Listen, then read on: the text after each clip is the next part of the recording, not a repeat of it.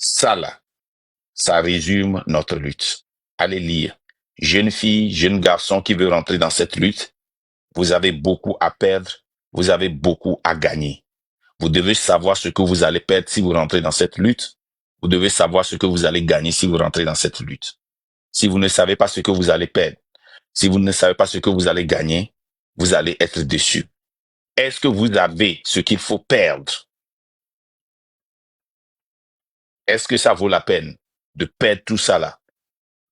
Est-ce que ça vaut la peine d'aller dans cette lutte et de gagner ce que mélancolie de l'opprimé vous demande ou vous informe ou vous dit? Si ça ne vaut pas la peine, jetez l'éponge, rentrez chez vous.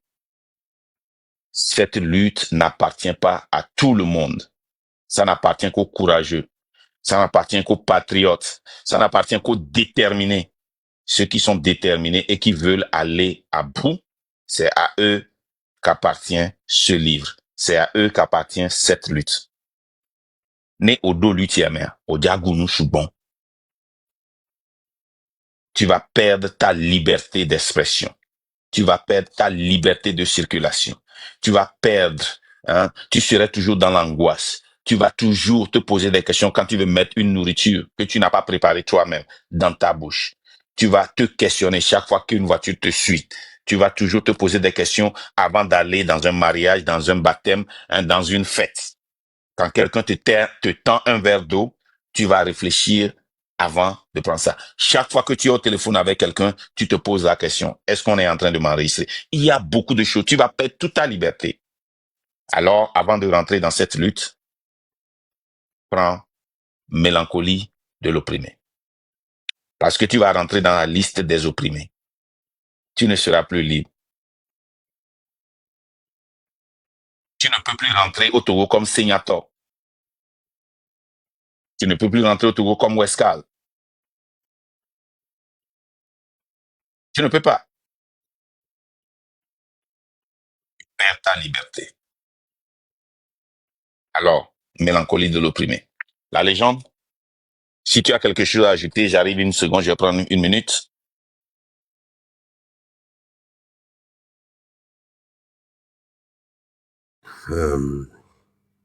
L'activisme. Et quand quelqu'un m'a parlé de ce livre, tu sais ce que cette personne m'a dit, Marc? Je sais que tu m'écoutes. Hein. La personne m'a dit, les Togolais, votre lutte a tellement duré que vous avez même une notice. Vous avez même une notice. Mais je dis félicitations pour la sortie de ce livre. Hein. C'est, comme je vous l'ai dit, c'est la suite de, arrêtez de rire là, Yoa. C'est la suite de l'essai de notre sœur Farida, qui doit être lu, acheté par toutes les personnes qui veulent véritablement un changement. Acheter ou même vous pouvez vous le passer même pour le lire. Ah, il y en a qui donnent mon adresse à Marseille, 16 allées des Vaudrons, 13012 Marseille. Oui, ça c'est mon adresse à Marseille. Allez-y, continuez, Monsieur Barrivon. Mon adresse, oui, c'est ça. Allez-y, continuez. Bon, et vous savez, l'activisme, c'est ça. Hein, vous voyez des gens comme Barry, il sait même pas trouver un nom intelligent. Il est parti prendre l'adresse que j'ai mise sur ma propre page Facebook. Et parce que moi, je ne me cache pas. Et vous savez, et vous parlez de la DZ. Je suis à Marseille, hein, monsieur. Hein, la DZ, c'est la mafia algérienne. Hein. Je suis à Marseille.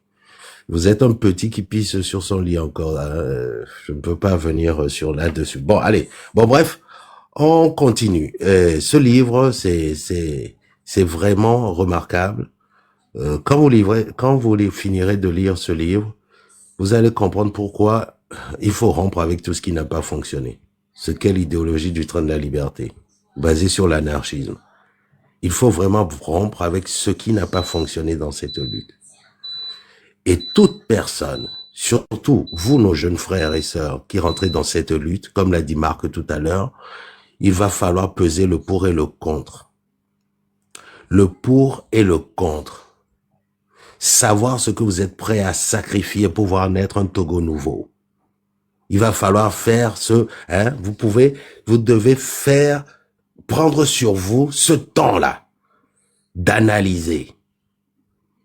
Si vous êtes prêt à sacrifier la pression familiale, si vous êtes prêt à sacrifier vos activités à l'extérieur, les restaurants, si vous êtes prêt à sacrifier votre être lui-même, vos égos, à vous faire marcher dessus, posez-vous toutes ces questions-là. Si vous n'y apportez pas de réponse, ne rentrez pas dans cette lutte. C'est pour ça qu'on vous dit et qu'on n'arrêtera pas de vous dire qu'on n'a pas besoin de tout le monde. On n'a pas besoin de tout le monde dans cette lutte. Oui. Mon deuxième prénom, c'est Akouete, là. Ah, oh, Monsieur Barry Wolf, vous avez autre chose? La légende, Bah, faut le arrête de le répondre. bloquer. Non, Oui. c'est qui, Barry, là? Arrête de lui répondre, parce qu'il faut focus, quoi. On va pas les laisser nous détracter. Oh, Il s'appelle Barry, ouais, Barry. c'est bon, j'ai réglé ça. Ouais, ok. Parce que je ne veux pas qu'on soit détracté, parce que notre niveau n'est pas là. Non, alors là, pas du tout. Pas du tout. Vous savez, il y a plusieurs types d'activisme. Vous avez les activistes alternatifs, vous avez les rédempteurs, vous avez les réformateurs et vous avez les révolutionnaires. Nous sommes les révolutionnaires. Les révolutionnaires, c'est ceux-là qui ont un objectif à atteindre. Et tant qu'ils l'ont pas atteint, ils n'arrêtent pas. Et on continuera. On continuera jusqu'à ce que on y arrivera.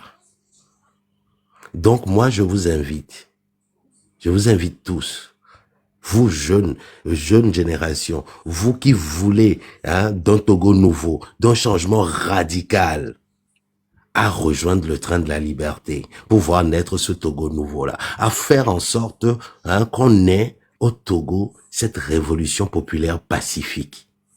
C'est très important.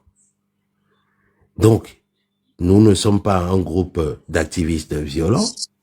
Nous prenons le pacifisme. Je mets encore l'accent là-dessus. Nous débattons beaucoup et nous ferons en sorte que des actions soient posées pacifiquement pour dire non à tout ce qui n'a pas fonctionné. Les élections ne vont pas résoudre le problème du Togo.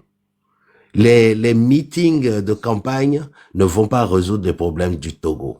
Les marches d'un point A vers un point B sans objectif ne vont pas résoudre les problèmes du Togo. On a beaucoup de choses à faire autre que tout ce qui a été fait pendant plusieurs années. Plusieurs années pour résoudre le problème du Togo. On a beaucoup de choses à faire et nous avons besoin de personnes honnêtes, de personnes intègres. Pour être dans le train de la liberté, l'intégrité et la moralité sont de mise. N'oubliez surtout pas ça. Je m'arrête là pour l'instant, Marc. Ok. Vous allez voir que notre nombre depuis 3 semaines ne monte pas parce que quand ça monte, on est attaqué et puis ça descend. Prenons quelques instants avant qu'on ne monte les gens, de tapoter, d'envoyer de petits cadeaux pour que TikTok commence par distribuer ça parce qu'on a une très sérieuse restriction dans 3 ou 4 lives successifs. On a eu des restrictions, donc c'est très important. Partager ça, comme TikTok ne fera pas distribuer ça puisque nous avons des restrictions. Donc, vous êtes obligé de partager, vous êtes obligé de tapoter, vous êtes obligé de distribuer pour qu'on puisse être là-bas. Alors là, les gens, nous allons commencer par monter des gens pour prendre leur avis sur le livre de Farida. Et qu'est-ce qu'ils espèrent? Qu'est-ce que vous espérez dans cette lutte? Est-ce que vous serez surpris si vous êtes arrêté, vous apprenez que quelqu'un est arrêté? Est-ce que vous serez surpris si si quelqu'un vous trahit comme comment l'appelle-t-on, la légende qui nous a trahi à Lomé là, le jeune là, Togodou. Togo Doua? Est-ce que vous serez surpris? Hein? C'est très important. Avec la sortie de ce livre, on ne dit rien qui est différent de ce qu'on a dit quand on a appris de ce livre, qu'on a reçu l'extrait de ce livre. Donc, les gars, vous devez comprendre en quoi vous vous engagez. On doit être honnête envers vous. Si ça n'est pas pour vous, arrêtez. stoppez, restez à la maison, ne participez pas. Mais si c'est pour vous, voilà les dangers que vous courez pour libérer le Togo, votre parti. Le devoir impératif, le droit le plus absolu et le devoir le Faut plus donner des impératif. détails. Mutez votre micro, s'il vous plaît, Abraham. Ou bien, c'est Abraham. OK. Donc, c'est ça. Vous devez comprendre ce en quoi vous vous engagez. Si vous ne le comprenez pas, vous allez avoir une crise cardiaque. Moi, je l'ai compris. Mais des fois, c'est comme si je vais avoir une crise. Comme hier, quand j'ai appris la brûlure de notre marché qui a commencé depuis vendredi. Il n'y a pas de sprinkler. Il n'y a pas d'extinguisher. Et ça s'est écroulé comme ça. Ça m'a fait très mal. Alors, Odogu, vous avez la parole. Allez-y.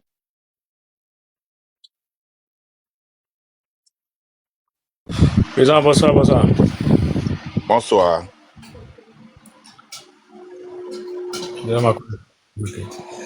Je voulais demander quelque chose. Aussi, comme si on ne peut pas focaliser sur nos parents qui sont à Lomé ou bien au Togo là. On peut comment on peut faire notre lutte là dans les pays les plus médiatisés un peu. Supposons la Côte d'Ivoire aujourd'hui, si quelque chose se passe, on peut relayer ça sur les réseaux sociaux, ça va nous aider aussi quoi. C'est pourquoi des fois je vous écris, mais j'ai écrit à Monsieur Legend, mais la personne, c'est sans réponse quoi. C'est pourquoi je suis monté pour vous demander quoi. Si on peut causer en e-post quoi. Ma stratégie aussi quoi.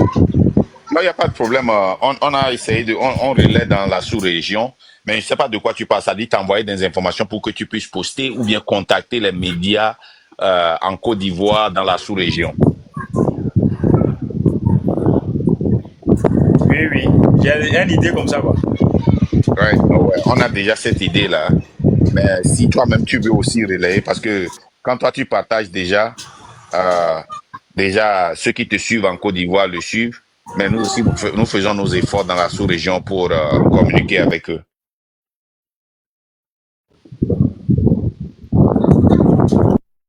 Ok, merci beaucoup. Je pense qu'il y a beaucoup de bruit chez toi. T'inquiète beaucoup. Si on peut faire ça. Ouais, maintenant, pour le moment, Oui, c'est oui. le Togo, parce que il ne sert à rien pour la sous-région de se lever sans que le Togo ne se lève pas, parce que la sous-région ne va pas faire la lutte pour nous, hein, c'est nous-mêmes qui allons faire la lutte. Non, je pas ça. Je peux dire que là, moi, dans mes démarches, mes recherches, ce que je fais dans la sous-région, c'est que beaucoup d'hommes se sont au courant de ce qui se passe au Togo. Si quelqu'un est d'accord avec moi. Parce que nous-mêmes, on n'arrive pas à parler. Mais on a les gestes à faire pour que ça passe sur les médias, pour que les gens savent ce qui se passe.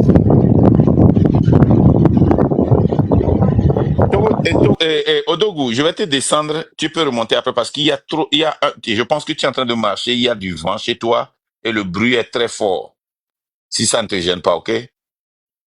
Les gars, tapotez, hein, pour qu'on puisse atteindre ce qu'on doit atteindre. Monsieur Abraham, vous avez la parole.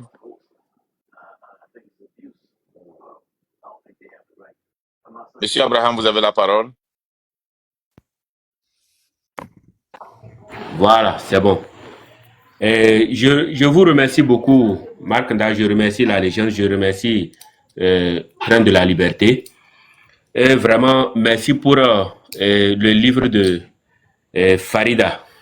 C'est une sœur à moi, parce qu'elle est de Bassar, je suis de Bassar aussi. Ok. Voilà. Tout ce que j'aimerais parler, que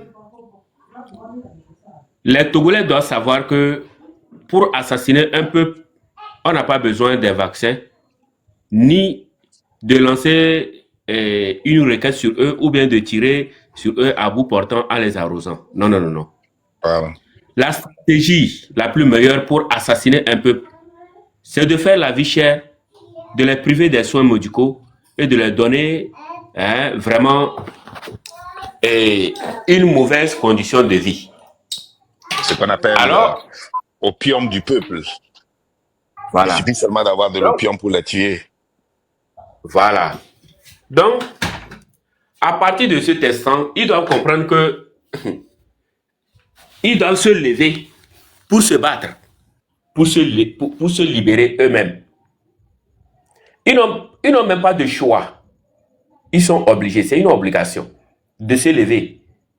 Parce que il y a déjà la faim la maladie qui les tue déjà.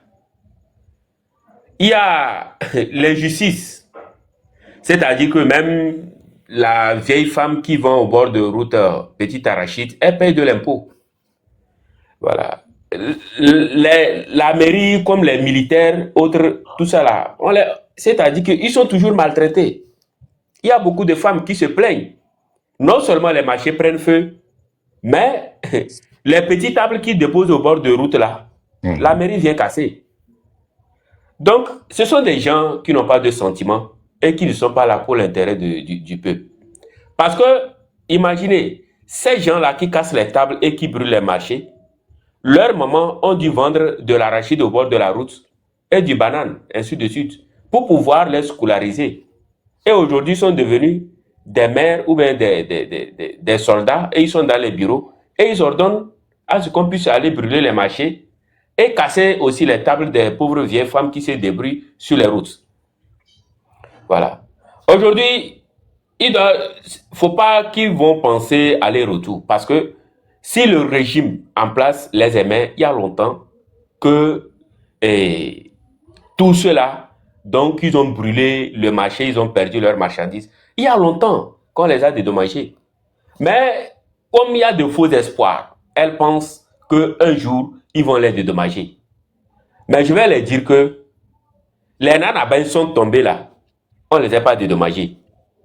Ce n'est pas vous qui sont venus avant-hier là que le régime va dédommager. Voilà. Donc, pendant que les autres pays sont en train de construire les marchés, chez nous, au Togo, le régime brûle les marchés. Pendant que d'autres construisent des hôpitaux, chez nous, au Togo, on donne à la population de l'eau empoisonnée à boire. Voilà. Pendant que d'autres pays se débrouillent à faire leur propre agriculture, le régime prend des choses importées pour venir. Lorsque d'autres personnes cherchent à ce que leurs enfants, quand elles seront grandes, elles vont enfanter, vous, on envoie des gens dans des établissements pour vous stériliser. Donc, ce régime, c'est-à-dire qu'il travaille uniquement que pour les ténèbres. Il travaille pour le démon, Satan lui-même en personne. Donc, les